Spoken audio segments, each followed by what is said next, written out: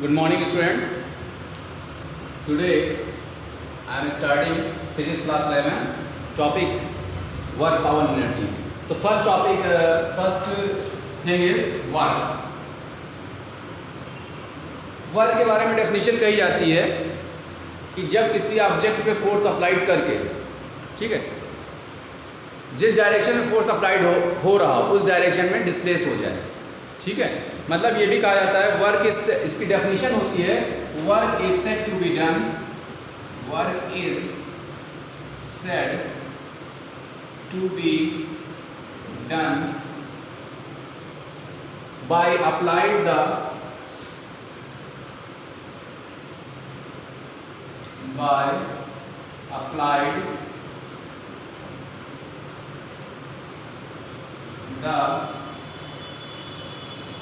force in a fixed direction, in a fixed direction to displace the object, displace the object in the direction of the force, in the direction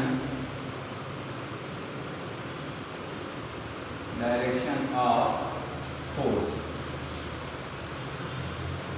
ठीक है। तो जैसा कि हमने, तो work is equal to क्या हो जाता है, W is equal to work is equal to force into displacement in the direction of the force, displacement in the direction of the force।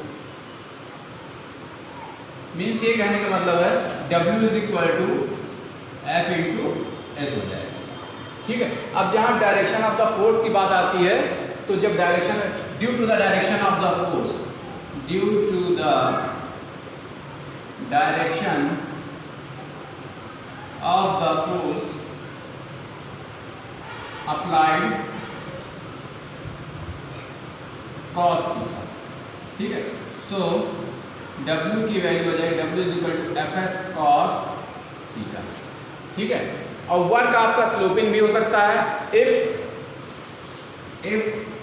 in sloping direction,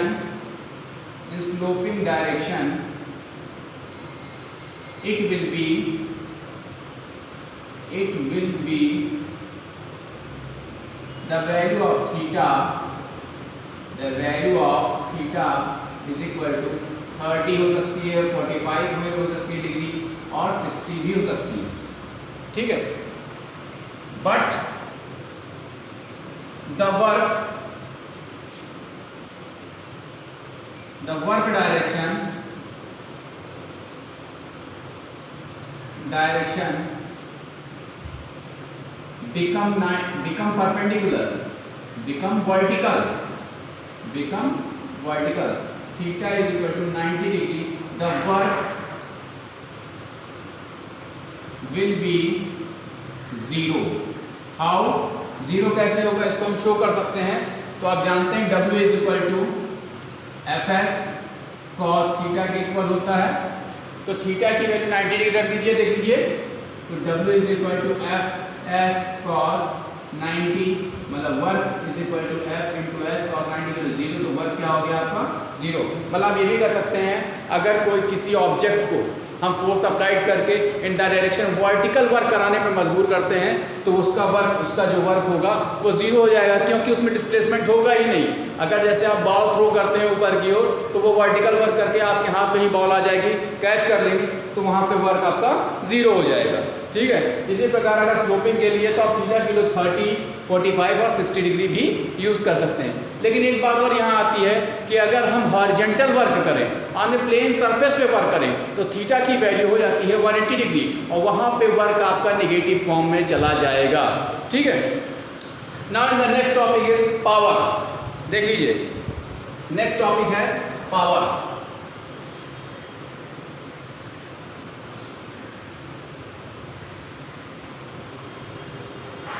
तो power के बारे में क्या कहा जाता है? किसी ऑब्जेक्ट पे फोर्स अप्लाइड करके इन the direction of the force उसको डिस्प्लेस किया जाए, लेकिन वो जब तक डिस्प्लेस करेगा जब तक उस पर फोर्स अप्लाइड होता रहेगा, मतलब इन ए फिक्स्ड टाइम। ठीक है, किसी ऑब्जेक्ट पे वर्क करने के लिए उसको फोर्स अप्लाइड करके उस पर वर्क करने के लिए मजबूर किया जाए, कब तक? जब तक उस पर टाइम, एक फिक्स टाइम तक उस पर फोर्स अप्लाइड किया जाएगा। That's known as power. So इसको कहा जाता है P = W/T। W का मतलब हो गया किसी ऑब्जेक्ट पे फोर्स अप्लाइड करके उसको वर्क करने के लिए उस पर फोर्स अप्लाइड किया जाए और उस पर in a unit time, in a fix time. ठीक है, तो दैट्स नोन एज पावर। इसकी यूनिट जो होती है, the unit of power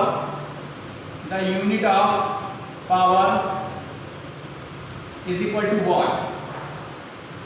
The unit of power is equal to watt। तो आप एक चीज बता दें, इसमें एक चीज और होता है कि 1 HP 1 हॉर्स पावर, इसको हॉर्स पावर भी कहते हैं। 1 horse power is equal to 746 watt के इक्वल होता है। ठीक है, तो ये आपका पावर हो गया। और नेक्स्ट टॉपिक आती है आपकी एनर्जी।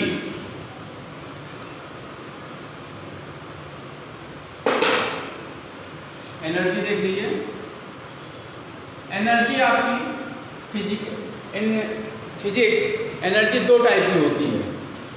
पहला होता है काइनेटिक एनर्जी और दूसरा होता है पोटेंशियल एनर्जी।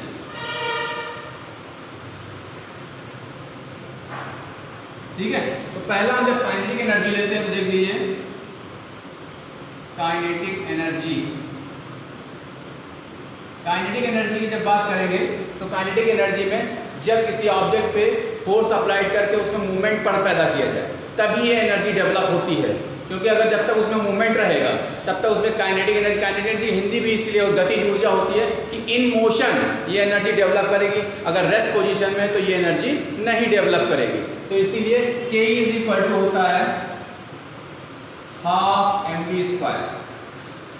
ठीक है, मतलब किसी ऑब्जेक्ट पे m मास का ऑब्जेक्ट है, उसमें मूवमेंट पैदा किया गया, वेलोसिटी पैदा की गई, तो that's known as kinetic energy.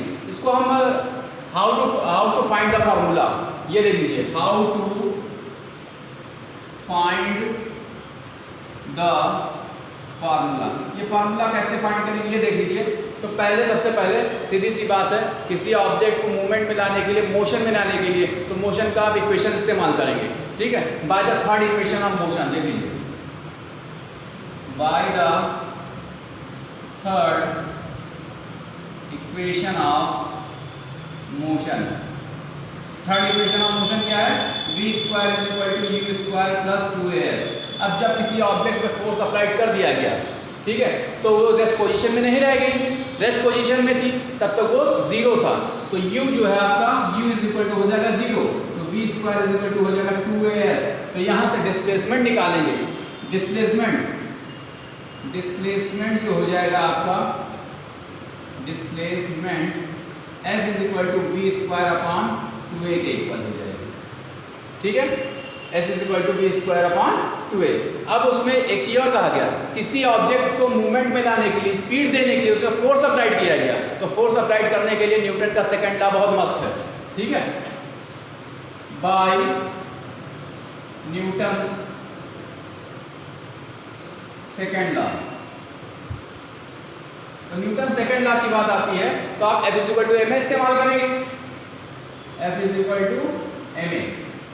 ठीक है, तो आपका एक ये s की वैल्यू v²/2a निकल गई और ये F = ma। फिर इसके बाद हम काइनेटिक एनर्जी की बात करते हैं। तो आपने पढ़ा है कि जितनी आपके पास एनर्जी होगी इतना ही वर्क कर पाएंगे, मतलब W = वर्क = एनर्जी का, वर्क डन = एनर्जी के इक्वल, मतलब W = K के इक्वल। तो W = Fs से पहले we know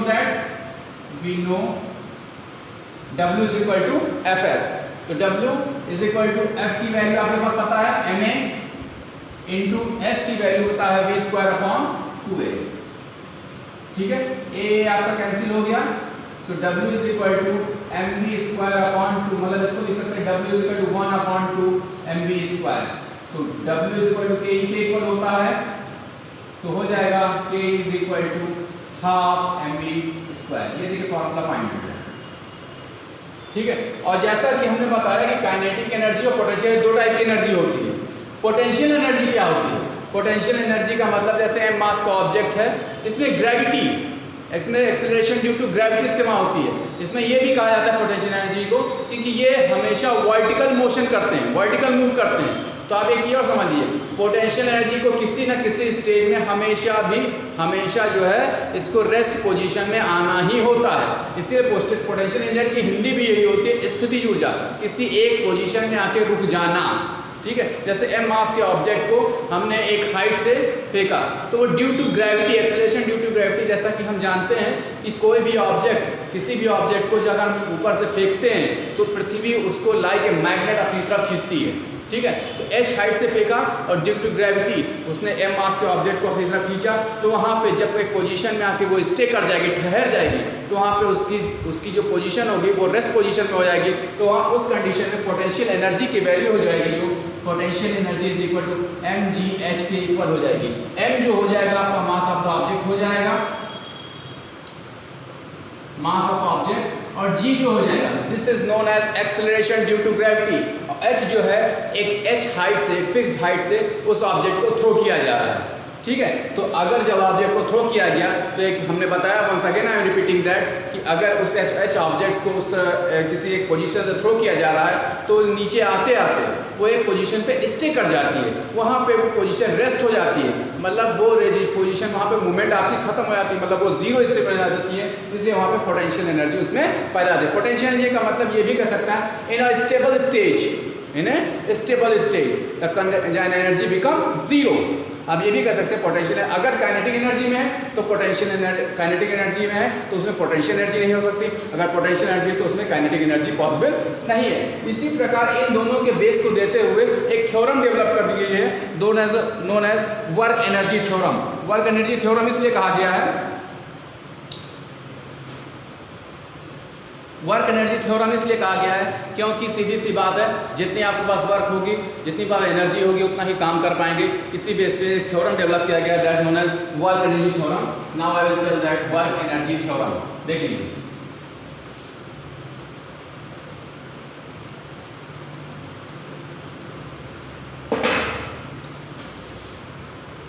work energy theorem.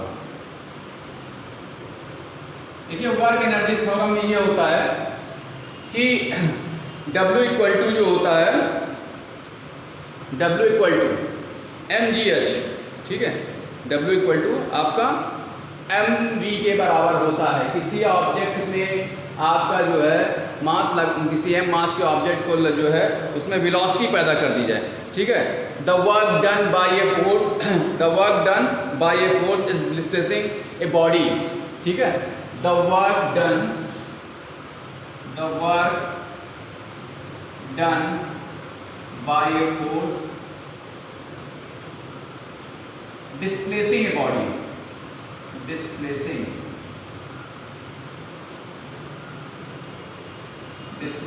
a body, ठीक है। उसने बॉडी को डिस्प्लेस किया गया। Displacing a body is equal to change in the equal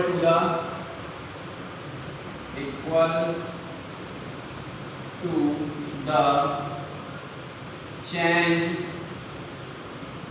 in kinetic energy।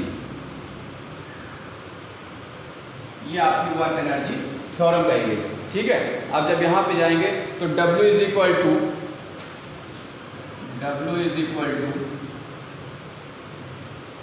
m और v हो जाएगा, ठीक है।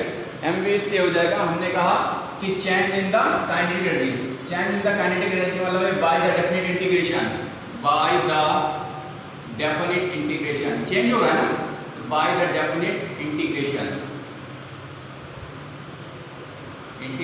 और चेंज किस में हो रहा है? चेंज कैसे हो रहा है?